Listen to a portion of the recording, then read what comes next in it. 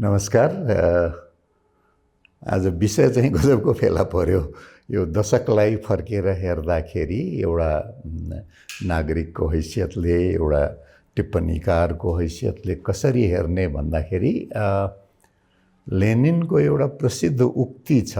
त्यो उक्ति के हो भने कहिलेकाहीँ दशकौँसम्म केही हुँदैन र कहिलेकाहीँ एक दुई वर्षमै दशकौँ भइसक्छ। त्यो चाहिँ के भनेर भन्ने होला भने पश्चिमा समाज चाहिँ लगभग समथर भूमिमा दौडिरहेको हुन्छ अनि थाहै हुँदैन उकालो ओह्रालो, अनि एकैचोटि त्यो अग्रगामी छर्लाङ, ग्रेट लिप फरवर्ड भन्छ। फ्रान्सेली क्रान्तिको कुरा होस् अथवा बेलायतको गौरवशाली क्रान्ति ग्लोरियस रेभोल्युसनको कुरा होस् अथवा बोल्सेविक क्रान्ति रुसको कुरा होस्, त्यो चाहिँ दशकौँसम्म चाहिँ नदेखिने गरी भए पनि देखिने गरी केही नभएर ठुलो एउटा घटना भएको। हाम्रो जस्तो समाजमा चाहिँ कस्तो छ भने चक्राकार घुमिराख्ने, वृत्ताकार, अनि जति दौडे पनि त्यहीँ आइपुग्ने, जति जे गरे पनि केही पनि नभएको जस्तो देखिने लाग्दो रहेछ। नभए त यो दशक त शताब्दीमा नभएको दशक भन्न मिल्छ। ठुलो भुइँचालो भनेको 90 सालको भुइँचालो पछिको हो नि त। 100 वर्षमा यति ठुलो भुइँचालो जान्छ, भूकम्प जान्छ। 100 वर्षको भूकम्प गएको साल, 100 वर्षमा एकचोटि यत्रो ठुलो महाव्याधि, 20औं शताब्दीको सुरु ताकाको फ्लू र अहिलेको कोभिड-19, कोभिड पनि एक किसिमको फ्लू नै हो, त्यो पनि झन्डै 100 वर्षको घटना हो। दुवै घटना यो एक दशकभित्र हो। यस्तो युगान्तकारी ऐतिहासिक घटनाहरूले फ्लूले के अरे फ्रान्सेली क्रान्तिले युरोपमा क्रान्तिको लहर ल्याएको थियो। त्यसपछि युरोप अमेरिकाको फ्लूले संसारभरि नै अर्थ राजनीतिलाई नयाँ दृष्टिकोणले हेर्ने एक किसिमको दृष्टि दिएको थियो चिन्तकहरूलाई। हामी कहाँ चाहिँ यो दुवै घटना एक दशकभित्र भयो, तर लगभग सबै कुरा सामान्य चलिरह जस्तो चाहिँ लागिरहेको। त्यो हाम्रो समाज चाहिँ स्पट रनिङ भन्छ, व्यायाम गर्नेहरूले एकै ठाउँमा चाहिँ कुदै गर्ने, कुद्न त कुदिरहेछ, पसिना चाहिँ निस्किरहेछ, तर आफ्नो ठाउँबाट अगाडि पछाडि कतै नगइरहेको जस्तो दशकको रूपमा रह्यो। तर यो दशकलाई बुझ्नलाई कहिलेकाहीँ के हुन्छ भने कुनै दशक छोटो हुन्छ। यो हब्सबमको फर्मुलेसन हो। उनले के भनेका छन् भने बेलायतका हुन्, मार्क्सवादी इतिहासविद। उनले के भनेका छन् भने कुनै कुनै शताब्दी 100 वर्षभन्दा ठुलो हुन्छ, कुनै कुनै शताब्दी 100 वर्षभन्दा कम हुन्छ। जस्तो कि 20औं शताब्दी बोल्सेविक क्रान्तिबाट सुरु भयो र सोभियत सङ्घको पतनपछि त्यो सकियो। 20औं शताब्दीको अन्त भयो। 21औं शताब्दी अलि छिटो सुरु भयो। लगभग त्यस्तै नेपालको यो बितेको दशकलाई हेर्ने हो भने 69 सालमा नभएर 68-67 जानुपर्छ, 2067-68। त्यति बेला के थियो भने पहिलो संविधान सभाबाट झन्डै संविधान बन्ने स्थितिमा पुग्न थालिसकेको थियो। संघीयताको नाम र सीमाङ्कन बाहेक धेरै जसो अरू मुद्दामा सहमति भइसकेको र संघीयताको पनि मापदण्डहरू चाहिँ निर्धारण भइसकेको। त्यसमा 2टा समिति बनेर त्यसको पनि निष्कर्ष चाहिँ थियो। संविधान सभाले अलिकति त्यसमा मेहनत गरेको भए हुन नसक्ने कुरा त्यहाँ केही पनि थिएन। तर भयो के भने यो संविधान सभाबाट संविधान बन्न दिनु हुँदैन भन्ने विचार नेपालको यथास्थितिवादीहरूमा बलियोसँग आयो र त्यसको प्रमाणको रूपमा सायद धुलिखेलमा हो क्या अरे तत्कालीन राष्ट्रपति रामवरण यादवले कतिसम्म पनि भन्न भ्याए भने विभाजनकारी संविधान आयो भने मैले चाहिँ मेरो हातबाट त्यो जारी हुने छैन। यसरी कि मानौ उनलाई राजसी अधिकार प्राप्त छ र संविधान सभाले बनाएको संविधान चाहिँ जारी नगर्ने अधिकार पनि उनको हातमा छ भन्ने किसिमको सन् 2000 विक्रम सम्वतको सायद 68 सालमा हो। त्यसले गर्दा के भयो भने एक त उनले आफूले इतिहास बनाइसकेको कि प्रधानमन्त्रीलाई राजीनामा गर्ने परिस्थितिमा पुर्याइसकेको, त्यो अधिकार फेरि प्रयोग हुन सक्छ कि भन्ने किसिमको सन्देश प्रवाहित हुनासाथ नेपालभरि तत्कालीन संविधान सभा विरोधी आन्दोलनहरू, जसलाई कि अङ्ग्रेजीमा एस्ट्रोटर्फ मुभमेन्ट भन्छन्। एस्ट्रोटर्फ मुभमेन्ट भनेको कृत्रिम घाँसको मैदान, एउटा चाहिँ तृणमूलबाट आन्दोलन छुट्छ जुन कि प्राकृतिक हो। यो कृत्रिम किसिमको कसैले उचालेको त्यस्तो आन्दोलनहरू ठाउँ ठाउँबाट श्वेत वस्त्रधारीहरू काठमाडौँमा देखिन थाले। ज्यालापुरा ल्याऊ, अब संविधान देऊ, हैन, ठाउँ ठाउँमा खसारेको नाउँमा सुदूरपश्चिममा आन्दोलन सुरु भयो, जुन पहिचानको आन्दोलन विरोधी आन्दोलनहरू सुरु भयो र एजेन्ट प्रोभोकेटियर भन्छन् अङ्ग्रेजीमा। त्यो भने के हो भने जायज आन्दोलनलाई पनि बदनाम गर्नको लागि तिनमा चाहिँ 2-4 थरी मान्छे मिसिएर एकदम उत्तेजक नाराहरू लगाउने त्यस्तो पनि सुनिन थाल्यो र एउटा वातावरण चाहिँ कस्तो बन्यो भने कि अब यो संविधान चाहिँ यो संविधान सभाबाट संविधान बन्ने सम्भावना न्यून हुँदै गएको छ र त्यो संविधान सभाको मृत्युको घन्टी बजाउने काम चाहिँ तत्कालीन सर्वोच्च न्यायालयको सर्वोच्च अदालतको प्रधान न्यायाधीश खिलराज रेग्मीको हातबाट सुसम्पन्न भयो, वरद हस्तबाट। त्यसलाई चाहिँ अर्को भाषामा भन्ने हो भने कू बाई कोर्ट्स भन्छन्, अदालत मार्फत सत्ता पलट, जुन कि नेपालमा त्योभन्दा पहिले पनि भएको हो र त्यसभन्दा पछि पनि त्यो परम्परा टुटेको छैन। सेना मार्फत कू गर्ने कुरा अब पुरानो ओल्ड स्कुल भइसक्यो। अब नयाँ चाहिँ मिडियालाई चलाएर, अदालतलाई चलाएर कू गर्ने प्रचलन त्यो खिलराज रेग्मीको निर्णयबाट उनले के संविधान सभाले आफ्नो म्याद बढाउन पाउने कुरालाई उनले असंवैधानिक घोषणा गरिदिए। तर अन्तरिम संविधानले कतै परिकल्पना समेत नगरेको गैर संवैधानिक सरकारको जिम्मा लिन कार्यकारी प्रमुख बन्न चाहिँ उनी अगाडि बढे। यो विरोधाभास हेर्नुस्। संविधान सभा जसमार्फत नेपाली जनता आफ्नो सार्वभौम सत्ताको अभ्यास गर्छ त्यसलाई असंवैधानिक घोषणा गर्ने र जसको न कुनै संविधानमा व्याख्या छ न कुनै जनताको वैधानिकता छ, त्यस्तो व्यवस्था अन्तर्गत अदालतको प्रमुख न्यायाधीश चाहिँ कार्यपालिकाको प्रमुख हुने, त्यसलाई चाहिँ विभक्ति बिन्दु भन्छन्। इतिहासको इन्फ्लेक्सन पोइन्ट चाहिँ त्यो हो। त्यस बेलादेखि नेपालमा जुन त्योभन्दा अगाडिको 62-63 देखिको छोटो दशक 62-63 देखि 69 सम्म 6-7 वर्षमा जुन एउटा दशक, उत्साहको दशक, उमङ्गको दशक, आशको दशक थियो, त्यो चाहिँ समाप्त भयो र यो पछाडि फर्किने अथवा यथास्थितिमा अल्झिने दशकको आरम्भ भयो।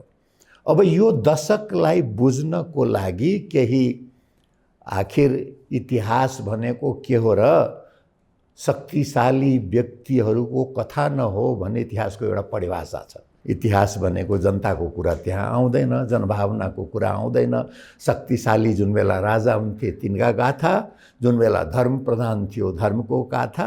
त्यसैले यो दशकलाई बनाउने, भत्काउने व्यक्तिहरूको दृष्टिकोणबाट यो दशकलाई हेर्ने हो भने सबभन्दा पहिले त रामवरण यादवलाई नै हेर्नुपर्छ, जसले कि एकपटक त भने कि विभाजनकारी संविधान मेरो हातबाट जारी हुने छैन, अर्को पटक ठ्याक्कै त्यस्तै विभाजनकारी संविधान जसले नेपालको मानसलाई मधेसी र गैर मधेसीमा विभाजित गर्यो त्यसलाई ढोगेर जारी गर्न उनी बाध्य भए। उनको त्यो दम्भ र अहङ्कारको जे स्रोत थियो त्यसैले उनलाई ठाउँमा ल्याइदियो। त्यो चाहिँ उनी यो दशकका एउटा पात्रका रूपमा देखा पर्छन्। दोस्रो पात्रको रूपमा प्रधान न्यायाधीश र त्यसपछि कार्यपालिका प्रमुख निर्वाचन गराउने उद्देश्यका साथ गठन भएको सरकारका प्रमुख खिलराज रेग्मी हुन आउँछन्।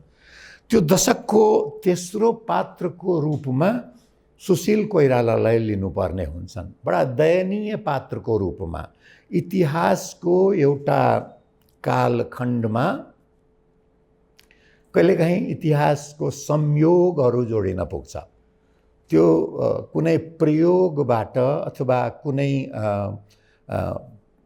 नियमित प्रक्रियाबाट होइन कि नेपाली काङ्ग्रेसमा गिरिजाप्रसाद कोइरालाको अवसानपछि आप्पु तालिएले नेपाली काङ्ग्रेसको अध्यक्ष बन्न पुगेको, परिस्थितिले गर्दा नेपाली काङ्ग्रेस ठुलो दलको रूपमा दोस्रो संविधान सभामा आएको र त्यसले गर्दा प्रधानमन्त्री बन्न पुगेको, त्यसभन्दा अगाडि वडा अध्यक्ष समेतको पनि अनुभव नभएको, नेपाली काङ्ग्रेसमा पार्टीमा चाहिँ अनुभव भएको, सरकार सञ्चालनमा कुनै अनुभव नभएको, अनि त्यसले गर्दा के भयो भने उनी डिजोरे भन्छ कि देखाउनको लागि प्रधानमन्त्री उनी थिए, तर डिफ्याक्टो वास्तविक प्रधानमन्त्री चाहिँ खड्गप्रसाद शर्मा ओली थिए।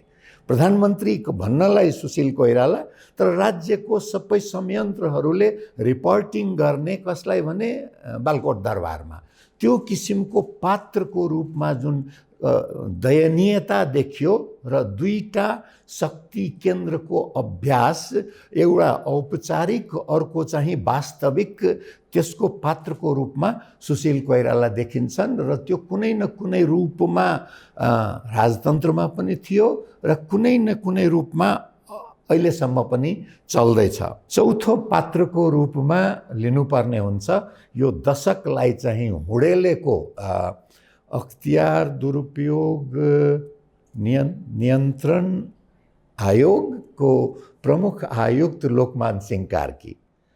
यति बलियोसँग देखा परे उनको इतिहास हेर्ने हो भने राजाको कृपा पात्रको रूपमा प्रशासन सेवामा आएर मुख्य सचिव भएका, त्यसपछि 46-47 को परिवर्तन पछि एकदम प्रभावशाली प्रशासक भएका, अनि आफ्नो राष्ट्रिय अन्तर्राष्ट्रिय सम्पर्क प्रयोग गरेर अचानकसँग नेपालको एउटा संविधानले नै परिकल्पना कस्तो गरिदिएको छ कि सामान्यतया विधायिकाको सर्वोच्चता हुन्छ, कार्यपालिका हुन्छ, अर्थ्याउने अधिकार न्यायपालिकाको हुन्छ, चौथो अङ्ग भनिने मिडिया अथवा नागरिक समाज पाँचौँ अङ्ग भन्ने हो भने यो संवैधानिक निकायहरू एक किसिमको संस्था पनि हो, संरचना पनि हो। संविधानले नै परिकल्पना गरेको हुनाले संस्था हो, काम चाहिँ संरचनाको गर्छ। तर नेपालको संविधानले यो अख्तियार दुरुपयोगलाई एउटा के मोडेलमा लग्यो भने नेपालको विधायिका बेकामे छ, नेपालको कार्यपालिका पनि बेकामे छ, न्यायपालिका पनि बेकामे छ, सबलाई ठाउँमा राख्न चाहिन्छ भन्ने किसिमको एउटा स्थायी सत्ताले परिकल्पना गरेको संस्था त्यसको प्रमुख बन्न पुग्यो। कल्पनै नगरेको संविधानले अदालतको हाकिम प्रधानमन्त्री बन्न मिल्छ भने अरू पनि मिल्न सक्ने भयो नि त, संविधान अनुसार नै हुनुपर्छ भन्ने त हुने भएन।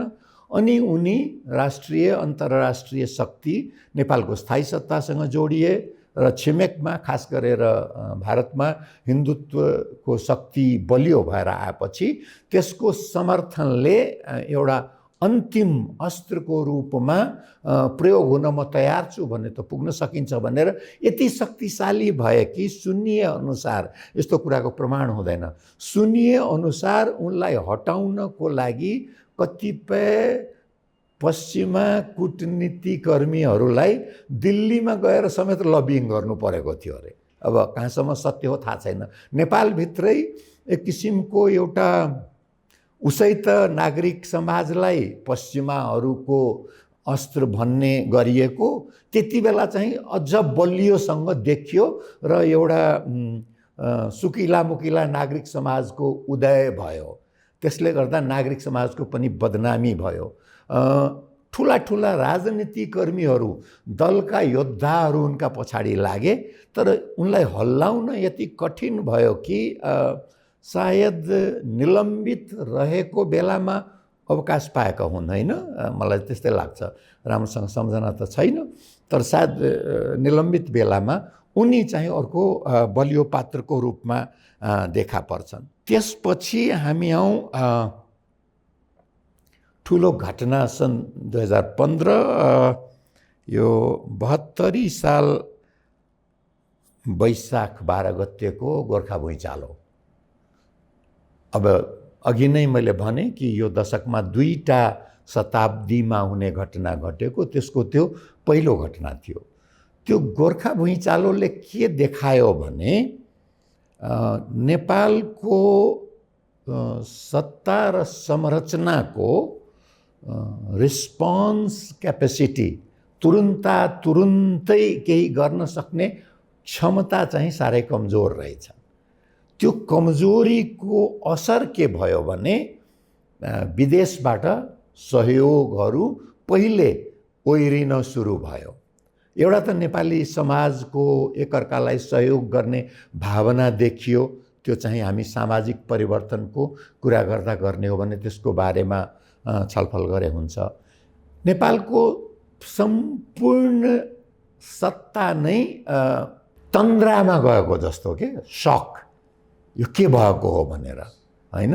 र त्यसको सबभन्दा ठुलो प्रमाण यस्तो आकस्मिक घटनाको जानकारी प्रधानमन्त्रीले भारतीय प्रधानमन्त्रीको ट्विटबाट थाहा पाएका अरे।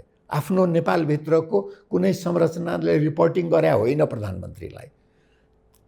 तर यस्तो बेलामा सबभन्दा पहिले फर्स्ट रिस्पोन्डर भन्छ, सबभन्दा पहिले अगाडि आउनु पर्ने भनेको गृहमन्त्रीको नेतृत्वको गृह मन्त्रालय हुनुपर्ने थियो। गृह मन्त्रालय लगभग बेकामे, नेतृत्व चाहिँ राजनीतिक नेतृत्व पनि र प्रशासनिक नेतृत्व पनि चाहिँ देखिएन। त्यसले गर्दा के भयो भने सेनाको अग्रसरता त्यति बेला चाहिँ देखियो र नेपालमा चाहिँ सेनाको महत्त्वलाई स्वीकार गर्नुपर्ने रहेछ भनेर यो घटनाले स्थापित गर्यो।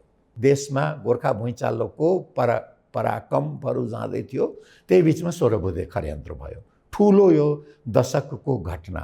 त्यो 16 बुँदे षड्यन्त्रले के गर्यो भने सन् विक्रम सम्वत 67-68 देखि नै जुन चक्रलाई पछाडि फर्काउने यत्न हुँदै थियो त्यसलाई चाहिँ अझै पछाडि धकेल्ने काम, र त्यो धकेल्ने काम केमा वृत्तमा के हुन्छ भने पछाडि तल ओह्राल्नलाई पछाडि फर्केको देखिनु पनि पर्दैन, अगाडि गएको जस्तो देखिए पुग्छ। यदि 62-63लाई वृत्तको यो टुप्पा मान्ने हो भने यहाँ 59-58 फर्किनु पर्दैन, यो पनि तलै गएको हो कि, हेर्दाखेरि अगाडि गएको देखिन्छ तर त्यो तल गएको हो र अगाडि जाने नाउँमा तल फर्काएको चाहिँ 16 बुँदे षड्यन्त्रले हो, जसले कि के गर्यो भने संघीयतालाई एक किसिमले मुल्तबीमा राख्ने किसिमको गर्यो। आयोग गठन गर्ने, त्यसले सीमाङ्कन पनि गर्ने, नामाङ्कन पनि गर्ने, भन्दाखेरि गर्ने के त भने 8 वटा स्वीकार गर्ने भन्नेसम्म गर्यो। त्यसले के गर्यो भने अरू धेरै जुन अग्रगामी प्रावधानहरू अन्तरिम संविधानमा थियो त्यसलाई चाहिँ पछाडि फर्काइदिने किसिमले अर्थ्याउने सहमति एउटा कायम गर्ने काम पनि भयो। त्यसको लगतै मधेस विद्रोहले 2-3 वटा मान्यताहरू स्थापित गर्यो। एउटा मान्यता के भन्छन् भने चिर अल्पसंख्यक, पर्मानेन्ट माइनोरिटी, मधेसीहरू नेपालका चिर अल्पसंख्यक हुन्। तिनले जति मेहनत गरे पनि तिनको सहभरण सम्भव छैन। व्यक्तिको सहभरण होला, समुदायको सहभरण सम्भव छैन। त्यो मान्यता स्थापित गर्यो। दोस्रो मान्यता के स्थापित गर्यो भने काठमाडौँले नहेरेपछि दिल्लीतिर हेर्न मन लाग्दो रहेछ, तर दिल्लीले मधेसलाई उपयोग मात्रै गर्छ, सहयोग गर्दैन। उपयोग चाहिँ गर्छ, सजिलो छ उपयोग गर्न। त्यो दोस्रो मान्यता स्थापित गर्यो।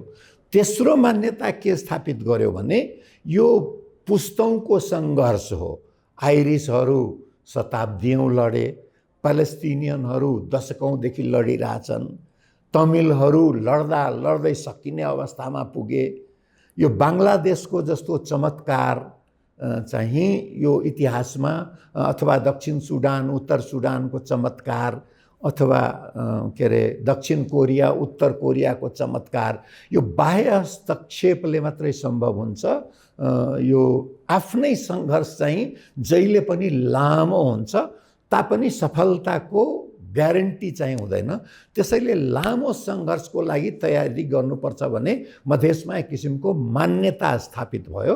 र अर्को एउटा मान्यता के स्थापित गर्यो भने हाम्रो सङ्घर्ष सत्तासँग छ, समुदायको रूपमा सङ्घर्षमा लाने हो भने कसैलाई पनि यसले फाइदा गर्दैन।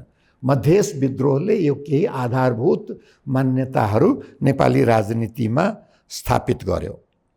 त्यसपछि त विवादित संविधानको कुरा आइहाल्यो र यसको हिरो एकल नायकको रूपमा चाहिँ खड्गप्रसाद शर्मा ओली देखिन्छन्। र त्यसपछिको घटनामा उनी सत्तामा रहे पनि, सत्ता बाहिर रहे पनि, कहिले नायकको रूपमा छन्, कहिले प्रतिनायकको रूपमा छन्, हैन।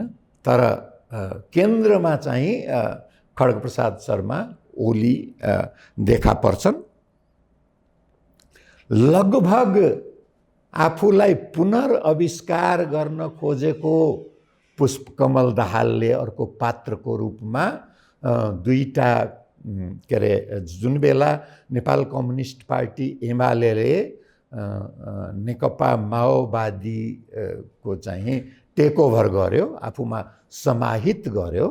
त्यसपछि एउटा आवरण पत्र पढ्न अध्यक्ष, लेटर हेड चेयरपर्सनको रूपमा जब पुष्पकमल दाहाललाई दिइयो, उनलाई लाग्यो कि म चाहिँ साँच्ची नै अध्यक्ष भएको छु। त्यस्तो किसिमको जुन भावना आयो नि, अनि उनमा केही अब मेरो पनि यो देशमा महत्त्व हुन्छ भन्ने भाव उत्पन्न भयो। र उनको जुन मेटामर्फोसिस भन्छन् नि, कायान्तरण, कि म पनि अब स्थायी सत्ताको हिस्सा भए, जुन कि अहिलेसम्म जुन प्रक्रिया चलिरहेछ, त्यो कायान्तरणबाट उनी पनि यो दशकको एउटा पात्रको रूपमा देखा पर्छन्। त्यसपछिको त अब प्रदेश सभाको निर्वाचन, स्थानीय निर्वाचन, दोस्रो प्रदेश सभा, दोस्रो स्थानीय निर्वाचन, दोस्रो प्रतिनिधि सभाको निर्वाचन र त्यसपछिको कुराहरू चाहिँ अब यो दशकका यी पात्रहरू, यी घटनाहरू, एउटा मैले महत्त्वपूर्ण छुटाएँ जुन कि कोभिड थियो, जसले कि जसरी भुइँचालोले हाम्रो सत्ताको अकर्मण्यतालाई उजागर गरेको थियो, कोभिडले के गर्यो भने त्योभन्दा पनि नराम्रोसँग सत्ताको बेइमानी चरित्रलाई उजागर गर्यो। सङ्कटलाई आफू सम्पन्न हुने अवसरको रूपमा प्रयोग गर्ने, भुइँचालोमा अलिअलि देखिया थियो, अकर्मण्यता मात्रै बढी थियो। कोभिडमा के देखियो भने अकर्मण्यता होइन, कुकर्मण्यता चाहिँ शब्द एउटा निकाल्ने हो भने त्यो कुकर्मण्यता समेत चाहिँ उजागर भयो। अब यो यी घटना र पात्रहरूले हाम्रो नेपालको समग्र समाजमा, संस्कृतिमा, अर्थतन्त्रमा, भूराजनीतिमा, अन्तर्राष्ट्रिय सम्बन्धहरूमा के कस्तो परिवर्तन ल्यायो, त्यसको बारेमा पनि केही छलफल गर्ने हो भने सायद यो चर्चा अलि अगाडि बढ्न सक्छ। व्यक्ति प्रवृत्ति घटनाहरूको बारेमा छलफल गरिसकेपछि एकपटक सायद हेर्नुपर्ने हुन्छ कि हाम्रो नेपाली समाजमा यहाँको संस्कृतिमा नेपालको आर्थिक व्यवस्थामा र अर्थको कुरा गर्दाखेरि त्योसँग जोडिएर आउने कुराहरू वातावरणको कुरा आउला, जलवायु परिवर्तनको कुरा आउला, विदेशी कामदारका पीडाहरूको कुरा आउला। त्यो सबै आर्थिक व्यवस्थासँग जोडिएको, कृषि उपजमा हामी कमजोर हुँदै गएको कुरा होला। विऔद्योगीकरण भन्छ, डिइन्डस्ट्रियलाइजेसन, औद्योगिकरण होइन कि विऔद्योगिकरणको कुरा होला। अनि यो सबैले जुन केही नयाँ खाले पात्र र प्रवृत्ति, चाहे त्यो राज्यमा होस् चाहे त्यो समाजमा होस्, कि हामी कस्तो खाले पात्रहरूलाई हिरो बनाइरहेका छौँ, हाम्रा मूर्तिहरू कस्ता खाले खोजिरहेछौँ, हामी परित्राणकहरू चाहिँ कस्तो किसिमको आश लगाएर बसेका छौँ भन्ने किसिमले त्यसको बारेमा पनि अलिकति चर्चा गर्न उपयुक्त होला। सबभन्दा पहिले त सामाजिक संरचना र समाजमा आएको परिवर्तनको कुरा गरौँ। नेपालको आधुनिक इतिहासलाई पल्टाएर हेर्ने हो भने काठमाडौँ एउटा यस्तो ठुलो चुम्बकको रूपमा रहेको छ कि जहाँ हरेक एउटा राजनीतिक परिवर्तनपछि देशभरिको मान्छे चाहिँ यो चुम्बकतिर आकर्षित हुन्छन्। 7 सालको आन्दोलनपछि ठुलो एउटा काठमाडौँमा आकर्षण भयो। त्यसपछि राजा महेन्द्रको 17 सालको कदमपछि नयाँ किसिमको एउटा सभ्रान्त, जसको लागि काठमाडौँ एउटा आकर्षणको केन्द्र भयो। जनमतपछि मध्यम वर्गको उदय जुन नेपालमा भएको थियो, ठुलो एउटा मध्यम वर्गको आकर्षण भयो। त्यसपछि 46-47 को आन्दोलनपछि मध्यम वर्ग मात्रै होइन कि जो आफ्नै स्वेच्छाले विदेशिएका अथवा बाध्यताले विदेशिएका, तिनले पनि अवसरको आशमा काठमाडौँतिर हेर्न थालेका थिए। 62-63 को आन्दोलनपछि पनि काठमाडौँमा जनसङ्ख्याको चाप एक त माओवादी विद्रोहपछि नै सुरु भइसकेको थियो। 62-63 पछि असाध्यै धेरै नयाँ अनुहारहरू काठमाडौँमा थुप्रिन थाले। त्यसको असर के देखियो भने गाउँघरतिर बुढाबुढी मात्र रहने अथवा बच्चा मात्रै रहने किसिमको अवस्था उत्पन्न भयो। काठमाडौँभित्र के भयो भने न्युक्लियर फ्यामिली भन्छ नि, सानो परिवारहरू डेरामा बस्ने, शहरीकरणको भाषामा जडासँग उछिट्टिएको बिरुवाहरू, गमलाका बिरुवाहरू, त्यस्तो किसिमको व्यक्तिको मूल्य, सामाजिक मूल्य र मान्यताहरू फरक हुन्छ। तिनको सोशल नेटवर्क, सामाजिक सञ्जालहरू कमजोर हुन्छ, तिनमा आवेग बढी हुन्छ, तिनी चाहिँ सहयोगको, एक आपसमा सहयोगको भावना कमजोर हुँदै जान्छ, आत्मकेन्द्रीयता बढ्दै जान्छ। त्यस्तो किसिमको सामाजिक परिवर्तनहरू 62-63 देखि देखिन थालिएको थियो। त्यसलाई चाहिँ अझ बल दिएको केले हो भने विक्रम सम्वत 50 को दशकपछि नेपालको ग्रामीण क्षेत्रबाट समेत धेरै विदेशिन थाले।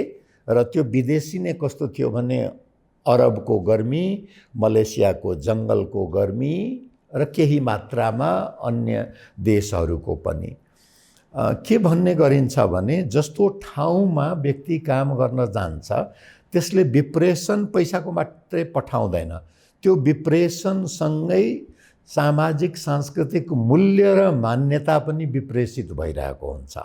त्यो मूल्य र मान्यता अरबको सङ्कुचित र अनुदारवादी मूल्य र मान्यता, झन्डै झन्डै त्यस्तै मलेसियाको पनि, त्यो सबैको संयुक्त प्रभावले सामाजिक मूल्य र मान्यताको परिवर्तनमा हामी के देख्छौँ भने एउटा त स्वार्थीपन बेपत्ता बढेर गएको, दोस्रो एक अर्कालाई परेको बेला सहयोग गर्ने, त्यसमा चाहिँ पुरै आफन्तीपन मात्रै हावी।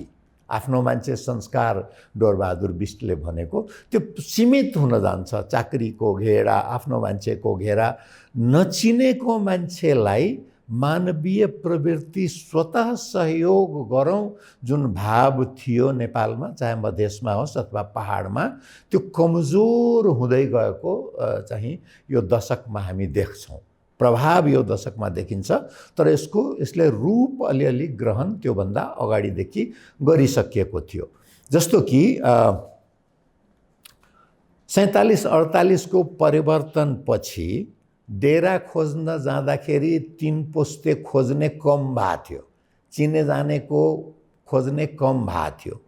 शङ्काको दृष्टिकोणले हेर्ने भाव चाहिँ यो दशकमा पछाडि फर्केर हेर्ने हो भने सकभर नचिनेकोलाई डेरा भाडामा नदिने, छरछिमेकको पसलबाट उधारो लिने त काठमाडौँको एक किसिमको परम्परा नै थियो, मेरो खातामा लेख्नु होला है भनेर। त्यो खातामा लेख्ने चलन नै लगभग हराएर गयो हैन। पहिले ठट्टाको रूपमा आज नगद भोलि उधारो भन्ने थियो, अहिले त्यो लेखेर झुन्ड्याउने आवश्यकतै छैन, किनभने त्यो त मूल्य र मान्यताको रूपमा स्थापित छ कि पाइँदैन यो उधारो भनेर। चिनेको मान्छे एकदम नजिकको मान्छे भए बेग्लै कुरा हो हैन, नभए त्यो एकदम पक्का हो त्यो पाउँदैन भनेर त्यो साइनबोर्ड झुन्ड्याउनु पर्दैन। त्यसपछि यो सामाजिकतामा एउटा के कमजोरी देखियो भने यो सोपान तन्त्र हुन्छ नि, ठुलो र सानो, मेरो स्थान माथि हो, म चाहिँ ब्याङ्कको हाकिम हो र फलानो चाहिँ त्यो ब्याङ्कको ड्राइभर हो, एउटै टोलमा छ, छिमेकी छ, तर दाजु भन्न छोड्ने सुरु भयो के। पहिले के थियो भने मैले थाहा पाउँदैसम्म पनि एकजना सचिवको पुरेत बाजे चाहिँ उनको अफिसको पिउन थिए र घरमा आउँदाखेरि बाजे नमस्ते नै गर्थे। अफिसमा भलै चाहिँ त्यो पिउनले सचिवलाई पक्कै पनि नमस्ते गर्दो हो, तर घरमा चाहिँ पूजा गराउन आउने बेलामा अथवा त्यो श्राद्ध अथवा के जाति गर्ने आउने बेलामा बाजे नमस्ते गर्थे। त्यस्तो किसिमको जुन सामाजिक सम्बन्ध थियो त्यो औपचारिकतामा एकदम बदलियो। मेरो आफ्नै अनुभवमा पनि टोल छिमेकमा देखिएको कुरा हो, त्यो सामाजिक रूपान्तरण देखा पर्यो। र अर्को एउटा के रूपान्तरण सामाजिक देखा पर्यो भने शिक्षाको नाफामुखी शिक्षा चाहिँ फैलिएको, नाफामुखी स्वास्थ्य फैलिएको हुनाले र बाहिर मान्छेको बाहिर पढेपछि अवसरको अभाव हुन्छ भने मध्यम वर्गका बच्चाहरू पढाइको लागि काठमाडौँ आउने चाप बढेर युवाहरूको जमात चाहिँ काठमाडौँमा मध्यम वर्गीय युवा युवतीहरूको जमात चाहिँ ठुलो देखियो। र त्यो सँगसँगै के देखियो भने सँगसँगै सञ्चार क्रान्तिले हातमा सस्तो चिनिया फोनले गर्दाखेरि र प्याकेज भन्छ कि के भन्छ क्यारे त्यो इन्टरनेटको, त्यसले गर्दाखेरि सबैको पहुँच र यो असामाजिक सञ्जाल भन्न मिल्ने त्यसको चाहिँ व्यापक फैलावटले गर्दाखेरि एउटै कोठामा बस्ने पनि 2 जना दाजुभाइ दिदीबहिनी मित्र आमा छोरा, त्यो कार्टुनको भाषामा कुन चाहिँ हिन्दी पत्रिकामा थियो क्यारे, हम दो हमारे दो भनेर 2 जना पार्टनर छन् बेग्ला बेग्लै, दुवैको हातमा चाहिँ त्यो स्मार्टफोन छ। त्यो भारतमा मात्रै होइन कि नेपालमा पनि त्यो किसिमको एकदमै टुक्रिने इँटा जोडिने होइन कि छुट्टै छुट्टै बालुवा त एकअर्कोसँग समात्दैन नि, गिट्टी केही न केही त्यसलाई जोड्ने चाहिन्छ नि, त्यसलाई गिट्टीलाई एक ठाउँमा जोड्ने सिमेन्टको काम सामाजिक मूल्य र मान्यताले गर्छ। त्यो मूल्य र मान्यता यति कमजोर भएर गयो कि त्यो गिट्टीलाई जोड्न नै नसक्ने भए र त्यसको प्रभाव अलिकति सङ्कटको बेलामा चाहिँ त्यो कमजोर भयो भुइँचालोको बेला पनि गोर्खा भुइँचालोको बेलामा पनि त्यो अलिकति जोडिने देखिएको थियो र त्यसपछि कोभिडको बेलामा पनि अलिकति त्यस्तो घर बाहिर निस्कन नपाउने अवस्था भएकोले हुँदाहुँदै पनि परिवारभित्र मात्रै होइन कि टेलिफोन मार्फत अरूसँग पनि जोड्ने, तर त्यो अपवादको रूपमा केही समयको लागि देखियो। यो समाज चाहिँ एकदम छुट्टिने क्रम, सामाजिक परिवर्तन यो दशकमा गति लियो। अब यसलाई चाहिँ फेरि जोड्नेतिर फर्काउने चाहिँ साह्रै कठिन हुने देखिन्छ। दोस्रो, संस्कृतिमा परिवर्तनको कुरा गर्ने हो भने सामान्य मूल्य र मान्यताले के भन्छ भने आय बढेपछि मान्छे उदार हुँदै जान्छ भनेर। हाम्रो ठ्याक्क उल्टा देखियो, आय बढेपछि अनुदार हुने प्रवृत्ति देखिँदो रहेछ है। यो सामाजिक पाठ्यपुस्तकले पढाएको कुराको ठ्याक्क उल्टो। आय बढेकाहरू जाति व्यवस्थामा विश्वास गर्न थाल्ने, आय बढेकाहरू पूजापाठ बढी गर्न थाल्ने, धार्मिकता बढी देखाउन थाल्ने, आय बढेकाहरूमा यो गहना लगाउने सोख हुने, महँगो ब्रान्डेड कपडा लगाउने सोख हुने, त्यो आयले उदारता बढाउनुको साटो के अरे विनयशीलता बढाउनुको साटो दम्भ र अहङ्कार चाहिँ बढाउँदै लगेको, त्यो चाहिँ एउटा सांस्कृतिक विचलनको पक्ष। र त्यसको सबभन्दा ठुलो उदाहरण 21औं शताब्दीमा, इस्वी सनको 21औं शताब्दीमा अहिले पनि काठमाडौँमा दलितले डेरा पाउन के अरे थर फेरेर झुटो बोल्नुपर्ने, नभए डेरा नपाउने। अस्ति भर्खर नाटक हेर्न गएको थिएँ, एउटा विमोक्ष भने, यस्तो राम्रो प्रस्तुतीकरण त्यसमा गरिएको छ कि डेरा पाउनलाई नै त्यो अवस्था देखिनु कतिसम्म यो संस्कृति भित्रभित्रै, बाहिरबाट सग्लो देखिए पनि भित्र कति कुहिँदै गएको, बाहिरबाट चाहिँ रातो पहेँलो देखिए पनि त्यो भित्र कुहिएको देखाउँछ। त्यस्तै त्यो रुकुमको घटना कि दलितले प्रेम गर्न समेत चाहिँ चिना हेर्नुपर्ने, जातपात हेर्नुपर्ने, नभए त्यसको मूल्य चाहिँ प्राणले चुकाउनु पर्ने सभ्यता, अथवा सांस्कृतिक विचलन पुरुष महिलाको सम्बन्धमा अहिलेसम्म त नेपालमा त मलाई पहिले बडा खुसी लाग्थ्यो। पाकिस्तानका साथीहरूले के भन्थ्यो भने तिम्रो देश त बडा गजब छ भने। किन गजब छ? मैले त हिमाल हेरेर भन्या होला, अथवा फेवा ताल अथवा लुम्बिनी हेरेर भन्या होला। होइन, काठमाडौँमा मात्रै भनेको त नेपालगञ्जमा पनि, जनकपुरमा पनि राति 10-11 बजे एक्लै महिलालाई फटाफट हिँडेर गइरहेको देख्छु। साँच्चै तिम्रो देश गजब रहेछ भने पाकिस्तानी साथीहरूले भन्दाखेरि गौरव लाग्थ्यो। केटाकेटीलाई रेप गर्ने समाजमा पुगेको हो यो कस्तो किसिमको सांस्कृतिक विचलन हो र समाजले यसलाई स्वीकार गरिरहेको। कस्तो व्यक्तिलाई हामी हिरो मानिरहेका छौँ जसमा प्रामाणिक बलात्कारको आक्षेप छ र त्यो नाबालिगलाई बलात्कारको आक्षेप छ।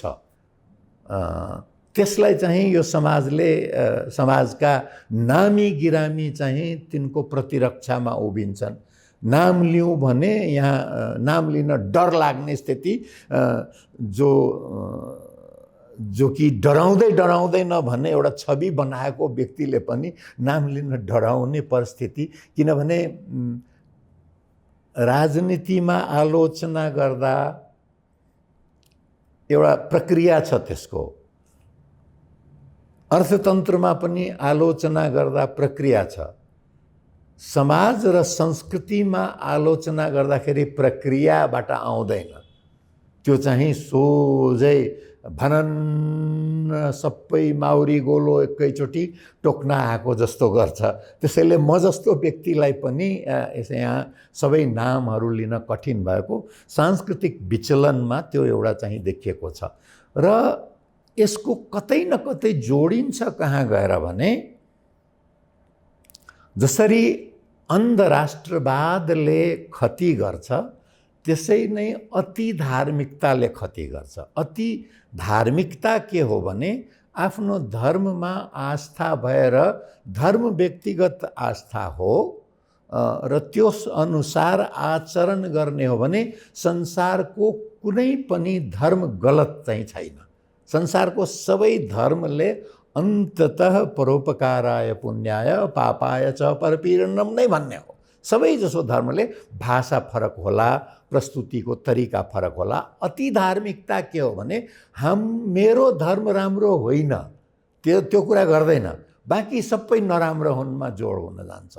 र त्यो जुन छिमेकी भारतमा देखियो त्यसको असर नेपालमा आएको हुनाले अब त्यो धार्मिकताको हिन्दुत्व राजनीतिको असर के भएको छ भने जातीय ऐक्यबद्धता। जातीय भन्दाखेरि यहाँ दुईटा अर्थ लाग्छ, नृजातीयता, एथनिक होइन, कास्ट जसलाई भन्छ, यो 4 वर्ण 36 जातवाला, यो के अरे 4 जात 36 वर्णवाला यो जातीयता कि त्यो जुन बलियो भएर आएको छ त्यसले चाहिँ आफ्नो जातकालाई जुनसुकै के अरे शर्तमा पनि प्रतिरक्षा गर्ने र प्रतिरक्षा मात्रै गर्ने होइन, त्यो सँगसँगै अरूको दैत्यीकरण, आफ्नोको दैवीकरण र अरूको दैत्यीकरण गर्ने यो जुन सांस्कृतिक विचलन देखिएको छ त्यो पनि डरलाग्दो।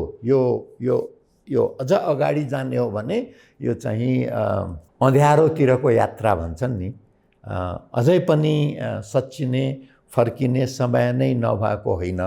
तर डर केले लाग्छ भने सच्चिने नेतृत्व लिनेहरू राजनीतिबाट हुनुपर्ने, सच्चिने नेतृत्व सामाजिक नेतृत्वबाट हुनुपर्ने, सच्चिने नेतृत्व मिडियाकर्मीबाट हुनुपर्ने। तर त्यो आत्मावलोकन, त्यो आत्मपरीक्षण को चाहिँ अभाव देखिँदैछ र यो सांस्कृतिक विचलनले खास गरेर नेपाल भनेको भन्नलाई खस आर्य वर्चस्व भनेर म पनि लेख्छु, अरू धेरै जनजाति मधेसी साथीहरूले प्रयोग गर्ने गर्नुहुन्छ। तर यो वर्चस्व भए पनि धेरै अल्पसंख्यकहरूले बनेको देश हो। खस आर्य भन्नासाथ त्यो एउटै त होइन, त्यो बनाइएको हो, कृत्रिम रूपमा त्यो भित्र पनि विविधता छ। मधेसी भनेको राजनीतिक रूपमा बनाइएको हो, त्यो भित्र पनि विविधता छ। जनजाति राजनीतिक रूपमा गोलबद्ध गरिएको, त्यो भित्र विविधता छ। असाध्यै धेरै अल्पसंख्यकहरूले बनेको हुनाले यसमा सुन्ने संस्कृति महत्त्वपूर्ण हुनुपर्ने हो। तर के अरे हालिमुहाली ब्राह्मणवादको बाहुनवादको भएको हुनाले यो व्यास आसनबाट प्रवचन दिने, जसरी कि अहिले म गरिरहेको छु, त्यो चाहिँ सामाजिक नेतृत्वको एउटा बानी जस्तो भइसकेको छ कि सुन्ने कम बोल्ने बढी। र त्यसले अहिले एउटा कोकोहोलोको अवस्था छ। र कोकोहोलोको एउटा चरित्र के हुन्छ भने एउटाले ठुलो स्वरले बोल्यो भने अरू सबैले त्योभन्दा ठुलो स्वरले बोल्नुपर्छ, अनि अर्कोले म त सुनिनलाई योभन्दा ठुलो स्वरले बोल्नु पर्यो भन्दाखेरि त्यो कोकोहोलोको चाहिँ बढ्दै जान्छ र कसैको कुरा कसैले नसुन्ने स्थिति चाहिँ उत्पन्न हुँदै जान्छ। र यो सञ्चार जुन हुनुपर्ने आम सञ्चारको, त्यसले आफ्नो प्रभावकारिता गुमाउँदै जान्छ र त्यो परिस्थितिलाई पनि एउटा सांस्कृतिक विचलनको रूपमा हेर्नुपर्छ। र सांस्कृतिक विचलनको एउटा ठुलो असर त जनसाङ्ख्यिकीमा हेर्न सकिन्छ, डेमोग्राफीमा। हाम्रो सबभन्दा ऊर्जावान युवाहरू खास गरेर पुरुष बाहिर छन्, महिला गाउँघरमा छन्। यस्तै अवस्था लगभग पहिलो विश्वयुद्धपछि भएको थियो पहाडमा। जब गोर्खा भर्तीमा युवाहरू गए, युवतीहरू पहाडमा बाँकी भए अनि एक किसिमको खास गरेर पश्चिमी पहाडका जनजातिहरूको सशक्तिकरणको इतिहास चाहिँ पहिलो विश्वयुद्धपछि सुरु हुन्छ। दोस्रो विश्वयुद्धताका यही घटना पूर्वी पहाडमा दोहोरियो, जहाँ फेरि पुरुषहरू चाहिँ युद्ध लड्न गए, महिला सशक्तिकरण भयो र अहिले मधेसमा देखिँदैछ युवाहरू अरबमा छन्, महिला सशक्तिकरण देखिँदैछ। यो चाहिँ के भयो भने सकारात्मक किसिमको केही सकारात्मक प्रभाव। नकारात्मक प्रभाव के देखिएको छ भने महिलाको काँधमा त पहिलेदेखि नै धेरै ठुलो बोझ छँदै थियो।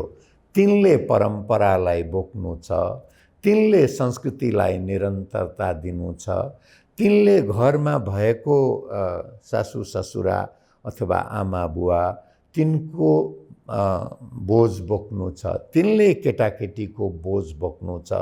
त्यसमाथि अब राजनीति बोक्ने बोझ थपिएको छ, अर्थतन्त्रलाई निरन्तरता दिने बोझ थपिएको छ, हलो जोत्नसम्ममा पनि जान पर्ने, ट्र्याक्टर चलाउनु पर्ने बोझ थपिएको छ। त्यसले के गर्छ भने सशक्तिकरण सँगसँगै त्यो बोझ आएको भए थाम्न सकिन्थ्यो। सशक्तिकरणको गति चाहिँ साह्रै कमजोर छ, बोझ चाहिँ थपिएकै छ। त्यसको असर के कस्तो देखिने हो संस्कृतिमा, त्यसले गर्दा केही धार्मिकताको कुरा, अति धार्मिकताको कुरा बढ्न जाला, मानसिक समस्याहरू सायद बढ्न जाला।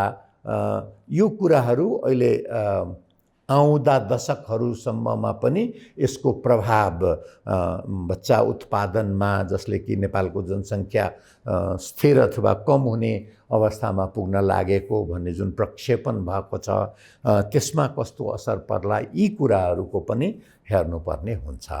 हामीले समाजको कुरा गऱ्यौँ, संस्कृतिको कुरा गऱ्यौँ। एउटा मार्क्सवादी सिद्धान्तहरूले के भन्छ भने यो घोडा रथ अगाडि घोडा पछाडि पार्नु हुँदैन, किनभने आर्थिक सम्बन्धले संस्कृति र समाजको परिवर्तनहरू निर्धारण गर्छ।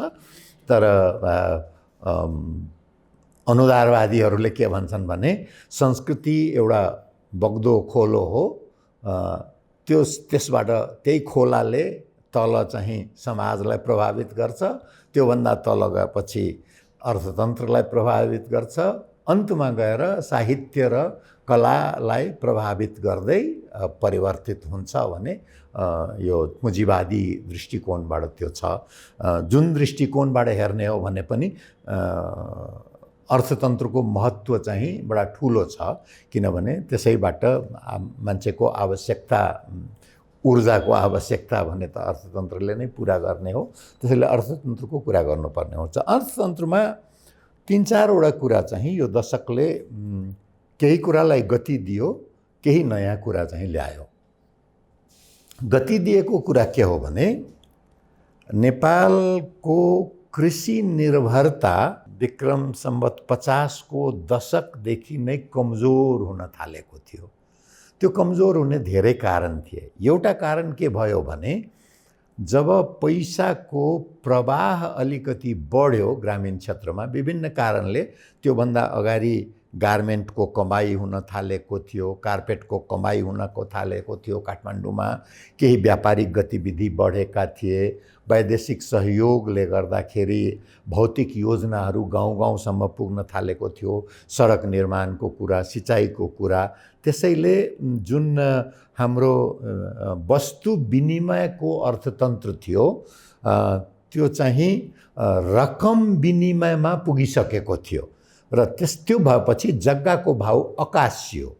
अनि मान्छेले त्यो जग्गाको भाउ अकासिएपछि के भयो भने खेती गरिराख्नु भन्दा जग्गामा त्यत्तिकै लगानी गरेर राख्दा पनि फायदै हुने रहेछ भनेर विक्रमाब्दको 50 को दशकले देखिन थालेदेखि नै कृषिमा लाग्नेको रुचि घट्न थालेको थियो।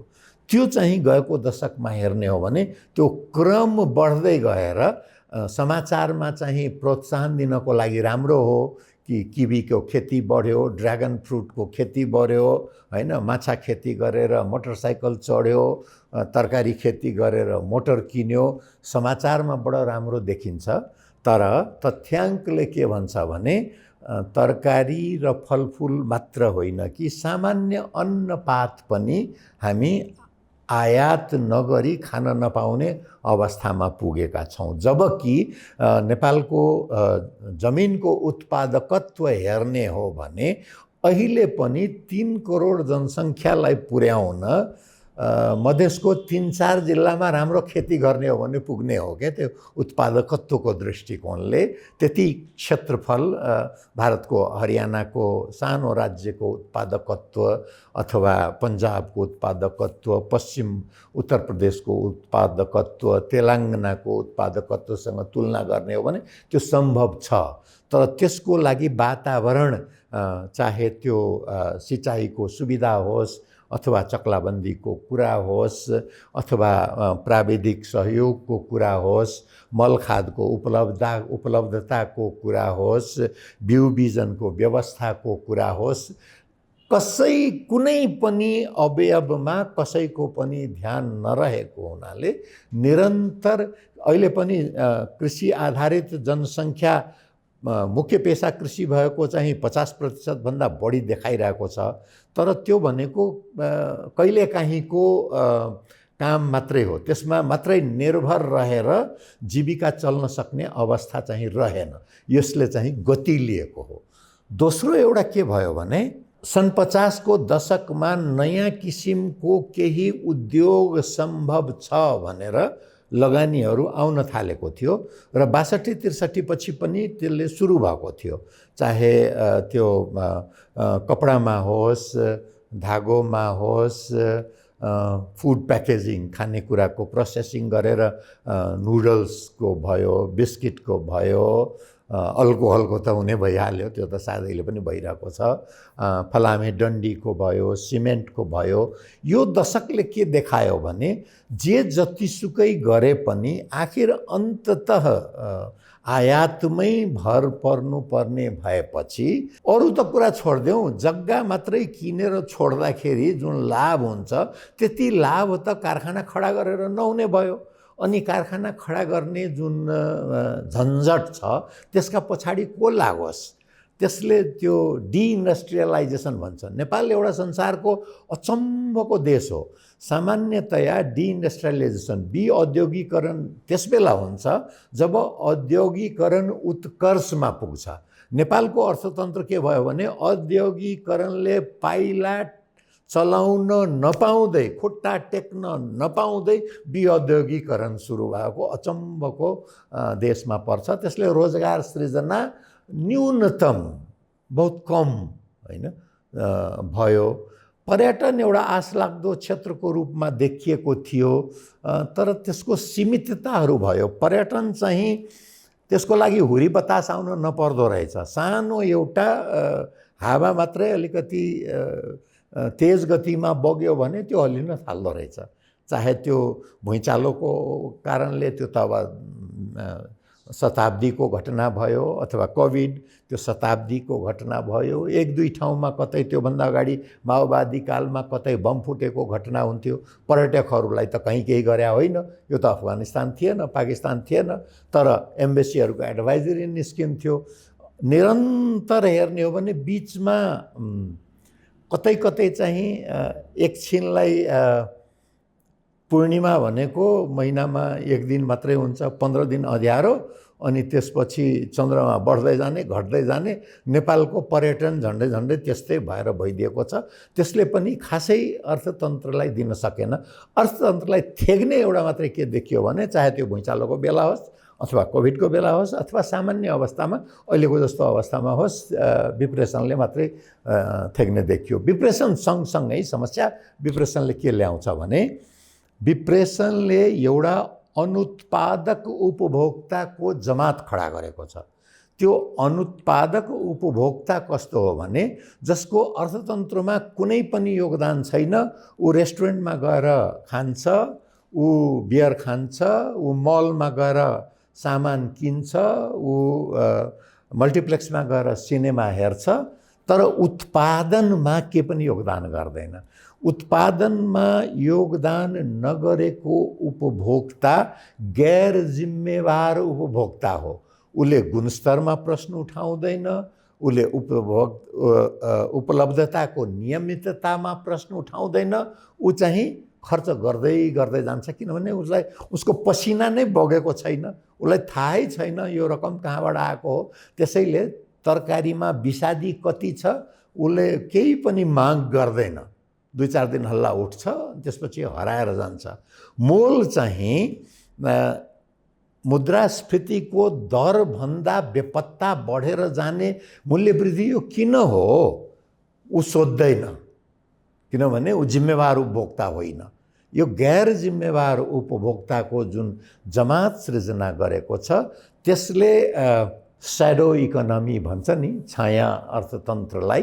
र त्यो छाया अर्थतन्त्र फेरि विप्रेसनसँग जोडिएको के हो भने नेपालको भविष्यप्रति विश्वस्त हुन नसकेकाहरूको लागि बाहिर आफ्नो यहाँको कमाई त्यही विप्रेसनले आएको पैसाले बजार सृजना गरेको छ, त्यो व्यापारबाट यहाँको पैसा कमाइएको छ र त्यो कमाई यहाँको भविष्यमा विश्वास नभएर त्यही कमाईलाई फेरि बाहिर पठाउनको लागि प्रयोग गरिएको छ, अथवा विभिन्न गैर वैधानिक अवैधानिक क्रियाकलाप तस्करी जस्तो कामहरूमा प्रयोग भएको छ। र त्यसले हाम्रो राज्य संयन्त्रलाई के भनिन्थ्यो भने भ्रष्टाचार अपवाद हो, सदाचार नियम हो। ठ्याक्क उल्टिएको छ, भ्रष्टाचार नियम हो, सदाचार अपवाद हो, हैन। त्यो किसिमको परिस्थिति सृजना गर्नुमा पनि यो यहाँको गैर जिम्मेवार उपभोक्ता समाज, हैन, 2 दिन जानुपर्ने ठाउँमा 1000 रुपैयाँ बढी तिरेर मेरो काम हुन्छ भने मेरो भोलि महत्त्वपूर्ण काम भएर 1000 रुपैयाँ तिर्नु हो भने त ठिकै हो, तर महत्त्वपूर्ण काम के छ भने भोलि गएर बारमा साथीहरूसँग रक्सी खानु, त्यसको लागि आज 1000 रुपैयाँ दिएर काम गराउने हो। त्यसले के गर्छ भने त्यो व्यक्तिलाई 1000 रुपैयाँ दिनेलाई त सायद तिर्न सक्ने होला, तर कहिलेकाहीँ त्यो यस्तो व्यक्तिको हातमा पुग्छ कि त्यो भन्छन् नि कि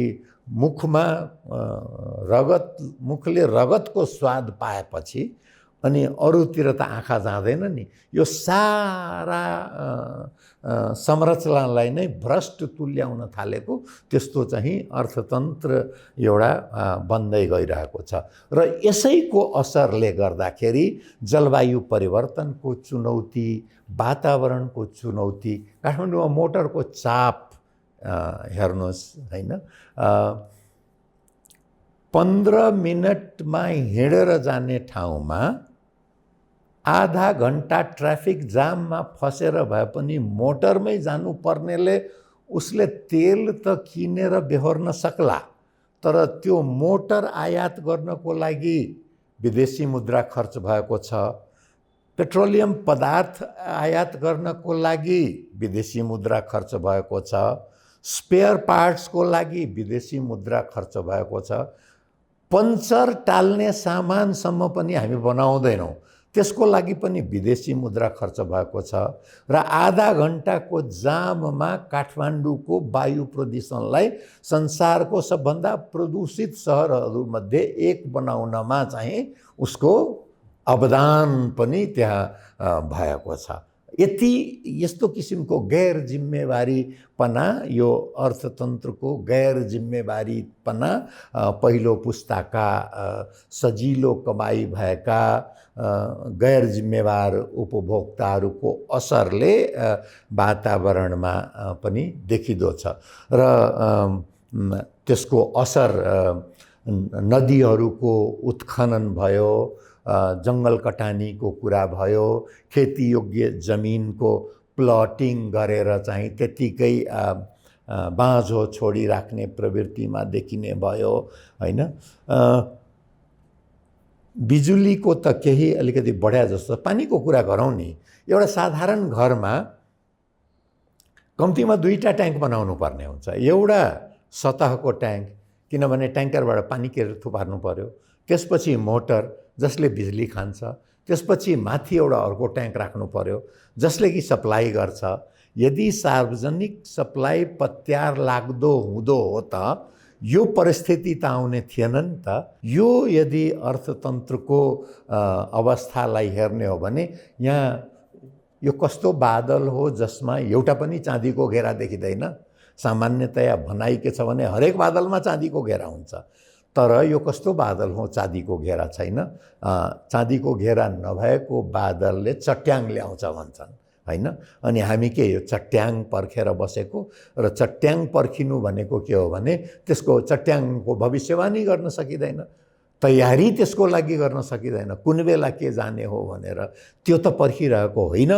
अर्थतन्त्रमा त्यस्तो किसिमको एउटा आतंक, भय उत्पन्न हुने किसिमको जो अर्थशास्त्रीहरूको म पढिरहेको हुन्छु कि होइन, नेपालको अर्थतन्त्र चाहिँ एकदम स्वस्थ अवस्थामा छ, बिग्रिसकेको छैन। चट्याङको कुरा बिग्रिसकेको हुँदैन। कालो बादलमा मान्छेले पानी पर्ला भन्ने अपेक्षा राखेको हुन्छ, चट्याङको अपेक्षा राखेको हुँदैन। जुन छ नि त्यो त्यस्तो किसिमले अर्थतन्त्र पुग्न लागेको हो कि जस्तो लाग्छ। अब यो के अरे पुँजीवादी दृष्टिकोणबाट हेर्ने हो भने संस्कृति र समाजबाट, अनि त्यसपछि अर्थतन्त्रबाट अलि अगाडि जाने हो भने साहित्य र कलाको बारेमा पनि केही चर्चा यो दशकको बारेमा गर्न चाहिँ जरुरी हुन्छ। साहित्य र कलाको क्षेत्रमा कुरा गर्ने हो भने प्रकाशनको क्षेत्रमा व्यापक गतिविधि भएको छ। नेपालीमा उपन्यासहरू लेखिराखिएको छ। एउटा संस्मरण लेखिने त विस्फोट नै भएको छ। नेपाल सरकारमा उपसचिवभन्दा माथि पुगेका सबैलाई के लाग्दो रहेछ भने मेरो अनुभव सबभन्दा चाहिँ विचित्र प्रकृतिको छ र मेरो योगदान यस समाजलाई यति धेरै छ कि यो इतिहासले सम्झिनुपर्छ, र मेरो इतिहास अरूले लेखिँदैन, त्यसैले मेरो इतिहास म आफैले लेखेर जानुपर्छ। त्यसैले यो संस्मरणहरूको विस्फोट भएको छ। तर प्रतिशतको नियमले के भन्छ भने धेरैबाट आत्तिनु हुँदैन। राम्रो संस्मरण लेखन मानिलिउँ कि 10% हुन्छ भने 10वटा मात्रै संस्मरण प्रकाशित भएको भए एउटा राम्रो हुन्थ्यो। अब 50वटा प्रकाशित भएको छ भने 5वटा त राम्रो होला भनेर अपेक्षा राखेर म जस्तो पाठकलाई समस्या के हो भने त्यो 5 कुन हो भनेर थाहा नपाएर चाहिँ अलिकति कठिनाइ भएको छ। लेखन सँगसँगै कलामा पनि लगभग त्यस्तै।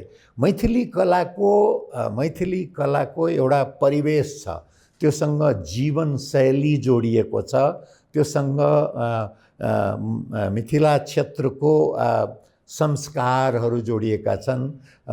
पूजाको लागि होला, विवाहको लागि होला, व्रतबन्धको लागि होला, सजावटको हो भने भित्ताको लागि होला, कोहबरको लागि होला, अरिपन भने पूजापाठको लागि होला, ढोकामा सजावटको लागि होला। जीवनशैलीसँग जोडिएको कला थियो। त्यो मिथिला कला भित्तामा झुन्ड्याइने कमर्सियल आर्ट, व्यापारिक कलात्मक कृतिमा रूपान्तरित हुँदैछ। कलाकारहरूको जीवनशैलीमा यसले निश्चय पनि सकारात्मक परिवर्तन ल्याएको छ र यो गतिविधि चाहिँ बढ्दै जाँदा यसमा प्रयोगहरू पनि हुन थालेका छन्। मैथिल चित्रकला र आधुनिक कला भने फरक विधा जस्तो थियो। अब दुवैको फ्युजनबाट नयाँ किसिमको चित्रकला जुन आउन थालेको छ, यसको जोखिम के छ भने अथेन्टिसिटी, आफ्नोपन जोगाउन कठिन हुनेछ, र फाइदा के छ भने यसको आकर्षण बढ्नेछ र यसको गुणस्तरको मापन गरेर बुझ्न सक्ने व्यक्तिहरूको जमात त्यो पनि बढ्ला। र त्यस्तै पौवामा पनि बडो महत्त्वपूर्ण कामहरू भएको छ, निरन्तर भएको छ र कोभिड कालमा समेत पनि त्यसको व्यापारिक प्रयोग र कलात्मक प्रयोगमा कमी आएको थिएन। आधुनिक कलामा पनि काठमाडौँमा ग्यालरीहरू खोल्दैछन्। फोटोग्राफी एउटा कलाको रूपमा त्योभन्दा पहिले समाचार पत्रको फोटो जर्नलिज्म भन्ने स्थापित भइसकेको थियो र केही फोटो चित्रकारहरू पनि, फोटोग्राफरहरू कलात्मक फोटोग्राफी पनि गर्दै थिए। तर यो फोटोग्राफीलाई चाहिँ कलात्मक रूपमा मात्र प्रयोग गर्ने किसिमको कलाकारिता पनि देखिन थालिएको छ र त्यो कुरा भिडियोग्राफीमा पनि आएको छ र फिल्ममा पनि देखिन थालेको छ। सो कला क्षेत्र चाहिँ एकदम एक्साइटिङ भन्छन्, बडा रोमाञ्चक दशकको रूपमा चाहिँ देखिँदा सबभन्दा धेरै रोमाञ्च चाहिँ स्टेजमा भइरहेको छ, थिएटर नाटकमा विभिन्न किसिमको प्रयोगहरू। यद्यपि अहिले पनि अनुवादमा धेरै आधारित रहनु परेको छ नेपालको नाटक, किनभने नाटक लेख्नु भनेको, नाटकलाई के भनिएको छ भने सबै कलाको सम्मिलित स्वरूप हो। भावावेगबाट चाहिँ नृत्य आउँछ। शङ्कर भगवान हैन, नृत्य भनेको त्यो एकदम उच्चतम भाव हो, हर्ष र उन्मादको। त्यसपछि सङ्गीत आउँछ, गीत आउँछ, अभिनय आउँछ, कथाशिल्प आउँछ, कविता आउँछ। नाटक एउटा यस्तो माध्यम हो कि त्यो सबैलाई समेटेको छ। त्यसैले संस्कृतमा नाट्य विधालाई समवेत किसिमको विधाको रूपमा व्याख्या गरिएको र त्यो नाटकमा जुन गतिविधि भइरहेको छ त्यसले भेरिलिटी, एक्टिभिटी, इन्थुजियाज्म, अङ्ग्रेजीको शब्दहरू धेरै, स्पिरिट, यस्तो यो सबै शब्दको सामूहिक अर्थ के हो भने उत्साह र उमङ्गको वातावरण। त्यो पनि बडा रोमाञ्चक लागिरहेको छ र नयाँ शक्तिको रूपमा सबभन्दा पहिले हामी नयाँ शक्ति हौँ भने दाबी गरेर माओवादीहरू विक्रम आबदको 50 को दशकमा देखा परे। तिनले के भन्ने गर्थे भने यो संसदीय दलहरू भने सडे गलेका भइसके, हामी चाहिँ नेपाली समाजको रूपान्तरणको लागि अग्रगामी छर्लाङ एकैचोटि, ग्रेट लिप फरवर्ड माओको जस्तो, जसले कि समाज परिवर्तन गर्नेछ, संस्कृति परिवर्तन गर्नेछ, राजनीति त परिवर्तन गर्नेछ नै, भू राजनीतिमा एउटा ठुलो नेपालबाट नयाँ किसिमको माओवादी शक्तिको उदय संसारले हेर्नेछ। यो नयाँपनलाई चाहिँ माओवादीहरूले बेच्ने कोसिस गरे। तर कालान्तरमा हामी के हेर्दै गयौँ भने अहिलेको पुस्तालाई त कार्बन भन्ने थाहै छैन होला, फोटोकपी पनि हराउँदै गयो, किनभने अब त स्क्यान हुन्छ। पहिले पहिले के हुन्थ्यो भने कार्बन राखेर प्रतिलिपि बनाइन्थ्यो, अनि माथि लेख्दाखेरि पहिलो कार्बन कपी त अलि सफाइ देखिन्छ, दोस्रोसम्म पनि पढ्न सकिन्छ, तेस्रोमा गएपछि यस्तो उडेर गएको हुन्छ कि हेर्नै गाह्रो त्यहाँ के छ भनेर। माओवादीहरू पुराना दलको 5औं कार्बन कपीमा त्यस्तो किसिमको बन्दै गएको त हामीले देख्यौँ नि। आखिर त्यो नयाँपन त काम नलाग्ने रहेछ नि त, त्यो नयाँपन त भन्नु मात्रै रहेछ। त्यो नयाँपन भनेको त्यो त एकदम 5औं कार्बन प्रतिलिपि मात्रै हुँदो रहेछ भने देखियो। त्यसपछि यो नयाँ शक्तिलाई माओवादीले त सकेन, अब यो सामाजिक राजनीतिक संयोजन मार्फत गर्छु भनेर डाक्टर बाबुराम भट्टराई अगाडि आए। उनमा अलिकति उत्साह पनि थियो, ऊर्जा पनि थियो, तर उनी चिन्तक हुन्, लेखक हुन्, न राम्रो सङ्गठक, न राम्रो प्रोत्साहक, न संयम धेरै भएको। त्यसैले उनको नयाँ शक्तिको जुन प्रस्तावना थियो त्यो फासफुस भएर गयो। त्यसपछि हामी हेर्छौँ, हामी चाहिँ विकल्प हौँ भनेर विकल्पको रूपमा एउटा सेतो कमिजवाला जमात मध्यम वर्ग र उच्च मध्यम वर्गबाट चमत्कारिक रूपमा उदाएको घन्टी पार्टी भन्छन्, राष्ट्रिय स्वतन्त्र पार्टी हो त्यो। मधेसमा चाहिँ सिके राउतले को जनमत पार्टीको रूपमा आयो। माओवादी पाँचौँ कार्बन कपी हो हेर्नलाई चाहिँ हामीलाई 5 वर्ष लाग्यो होला। यी चाहिँ 6ठौँ कार्बन कपी हुन् भनेर थाहा पाउन त 6 महिना पनि कुर्नु परेन। त्यसैले यो नेपाली समाज, तपाईँ हामी जस्ता, हामीले यो नयाँपन मात्रै खोज्ने होइन।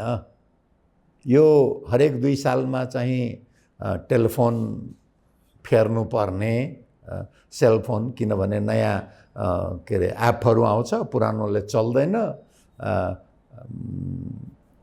प्लान्ड अब्सोलेन्स भन्छ क्या त्यो उत्पादकहरूले, नभए बजार सृजना हुँदैन। यो चाहिँ काम नलाग्ने भएर जान्छ, नयाँ किन्नुपर्ने बाध्यता आउँछ। यो संस्थाहरू त्यस्ता होइनन्। राजनीतिक दल भनेको संस्था हो, संरचना मात्रै होइन, सङ्गठन मात्रै होइन, सम्पूर्ण संस्था हो। संस्थाले के गर्छ भने एउटा समयसम्म माथि जान्छ, स्थिर रहन्छ। स्थिर रहेपछि त्यसको तल ओर्लिने प्रक्रिया सुरु हुन्छ। नेतृत्वको काम के हो भने जब तल ओर्लिने प्रक्रिया सुरु भयो भने सावधान भइहालेर त्यसलाई फेरि माथितिर लानुपर्छ। अनि दोस्रो चुचुरो अझ अलि अग्लो हुन्छ। त्यसपछि फेरि त्यो प्रकृतिको नियम हो, एक ठाउँमा अड्दैन। चुचुरोमा बस्ने सगरमाथामा पुगेको मान्छेलाई थाहा छ ओर्लिनु नै छ। ओर्लिनुमा कुन किसिमको उत्साह बोकेर आउँछ त्यो हो चढ्नुको अर्थ। चढ्ने बेलामा त उत्साह हुन्छ नै। त्यो पुरानो संस्थाहरूलाई पुनर्जीवित गर्ने किसिमको ऊर्जा र उत्साह कहाँबाट खोज्ने, त्यो चाहिँ हाम्रो आउँदो दशकको चुनौती चाहिँ हुनुपर्छ। कि यो संस्थाहरू, अब नेपाली सेना चाहिँ कति 150-200 वर्ष पुरानो भयो। अब पुरानो संस्था यो काम लाग्दैन भनेर त्यसलाई खारिज गर्ने त होइन नि त। त्यसको राइट साइजिङ भन्छ। राइट साइजिङ भने कुन आकारको चाहिएको त्यो आकारमा ल्याउने हो, त्यसको आधुनिकीकरण गर्ने हो, त्यसलाई नयाँ किसिमको सङ्गठनमा रूपान्तरित गर्ने हो, त्यसको देशको अहिलेको आवश्यकता अनुसार फेरि डिजाइन गर्ने हो, होइन। नयाँ भनेको नयाँ सेना बनाउने त होइन नि त। त्यस्तै राजनीतिक दलहरू चाहिँ हो, नयाँ राजनीतिक दल आउनमा नराम्रो चाहिँ कुरा केही छैन। नयाँ राजनीतिक दलहरू पनि प्रयोग हुनुपर्छ र नयाँ राजनीतिक ऊर्जा पनि हुनुपर्छ। तर त्यसको विकल्प के हो भने नयाँ उत्साह र उमङ्ग भएकाहरूले पुरानोको रूपान्तरणको लागि त्यसको उपयोग भयो भने सायद कि त सोझै पुरै नयाँ कार्यसूची लिएर आउनु पर्यो। पुरानै कार्यसूची पुरानोभन्दा म राम्रोसँग गर्छु भन्ने कुरामा त्यो त कस्तो भयो भने पुरानो पेडा पसल, बुढोको पुरानो पेडा पसल, नयाँ पुरानो पेडा पसल, युवा बुढोको पुरानो पेडा पसल, यस्तो किसिमको चाहिँ पसल थाप्ने काम जुनबाट मुक्त भएर मलाई जहिले पनि अचम्म लाग्छ। भारतको केही सहरहरूमा जान्छु, बडा गौरव साथ लेखिएको हुन्छ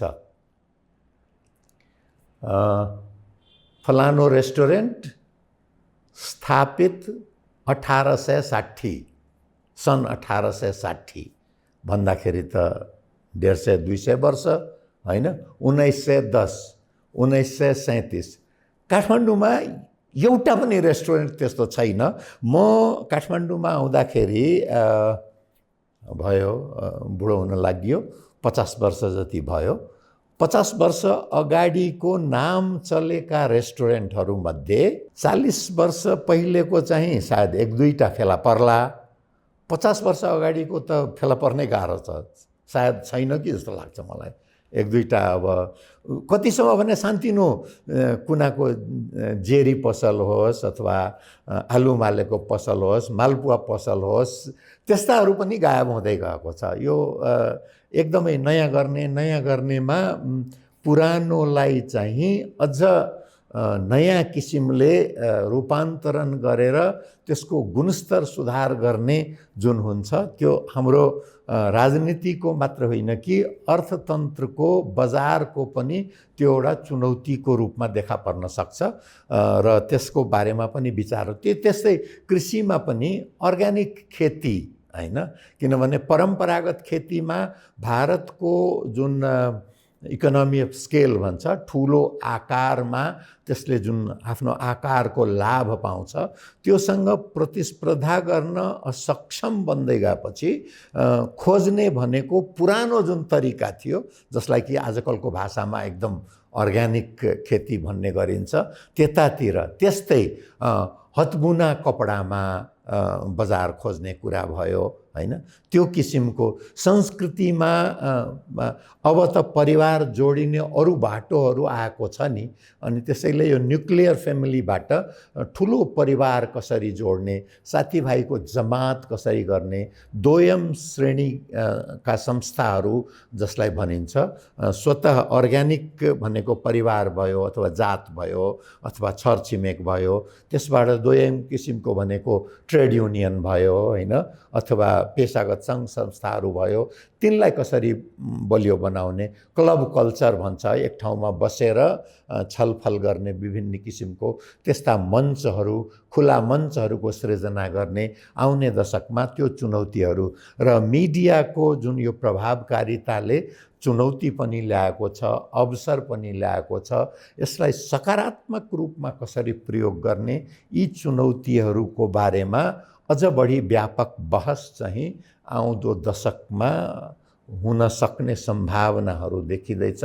तर यो सामाजिक परिवर्तन चाहिँ ग्लेसियल रेट, हिम नदीको बहाव माथिबाट केही पनि देखिँदैन अनि पट्ट फुटेपछि मात्रै थाहा पाउने हुन्छ नि, त्यो भित्रभित्रै समाजमा के भइरहेको हुन्छ र के भइहाल्छ भनेर त्यत्तिकै चाहिँ भन्न कठिन भएका हुनाले यो हुन्छ भन्ने होइन कि यस्तो यस्तो किसिमको परिस्थितिको लागि तयारी, खानेपानीको अभाव, तापक्रम चाहिँ 1-2 सेन्टिग्रेड बढे पनि हाम्रो जीवनशैलीमा कस्तो प्रभाव आउँछ। अहिले पनि ठेला हातले ठेल्ने छ हैन नेपालगञ्जको गर्मीमा, त्यसलाई धेरै लगानी नगरिकन ब्याट्रीबाट चल्ने ई रिक्सामा रूपान्तरण गर्ने यो यस्तो विकल्पहरूको, किनभने 50 डिग्री सेन्टिग्रेडमा हात यो पेडल रिक्साको त काम बाँकी रहँदैन, ठेलेर लाने ठेलाको उपयोगिता त बिहान बेलुकामा सीमित हुन जान्छ, अथवा कतिपय बाटोको बजारहरू राति जुन बेला कि तापक्रम कम हुन्छ त्यो बेला गर्नुपर्ने हुनसक्छ, पानी थोरै समयमा धेरै पर्छ, त्यसको लागि चाहिँ हाम्रो नालीहरूको अर्को किसिमले डिजाइन गर्नुपर्ने हो कि यो सबै किसिमको यो सबै भत्काएर नयाँ नयाँ बनाउने होइन कि यसको सुधारको सम्भावना सबै भत्काएर नयाँ बनाउन त्यसको सामाजिक मूल्य पनि धेरै, सांस्कृतिक मूल्य पनि धेरै, आर्थिक मूल्य पनि धेरै, त्यसैले यो रेट्रोफिट भन्छ नि त्यो सामाजिक संरचनाको पनि सबलीकरण गर्ने, त्यस्तै सांस्कृतिक संरचनाको पनि रूपान्तरण गर्ने, यी कुराहरूमा चाहिँ व्यापक छलफल हुन जरुरी छ जस्तो लाग्छ। लामै गफ गरियो, तर यो ब्याह शासनको एउटा के हुन्छ भने यो कुर्सीको गुण हो क्या, यो कथा बन्न थालेपछि त्यसैले त भनिएको होला, सुन्नेलाई सुनको माला, भन्नेलाई फुलको माला, संयम सुन्नेको हो क्या, भन्ने त भन्दै जाने हो, त्यसैले उसलाई फुलको माला भए पुग्छ। सुनको मालाका हकदार चाहिँ सुन्नेहरू हुन् के खास बिहा शासनबाट प्रवचन भएपछि। र रमाइलो हो कुरा गर्न, तपाईँहरूले मेरो कुरा सुनिदिनु भयो, धेरै धेरै धन्यवाद। नयाँ वर्षको सबैलाई धेरै धेरै शुभकामना र नयाँ दशकको तयारी चाहिँ निरन्तर तयारी चलिरहोस्, त्यो पनि शुभकामना। नमस्कार।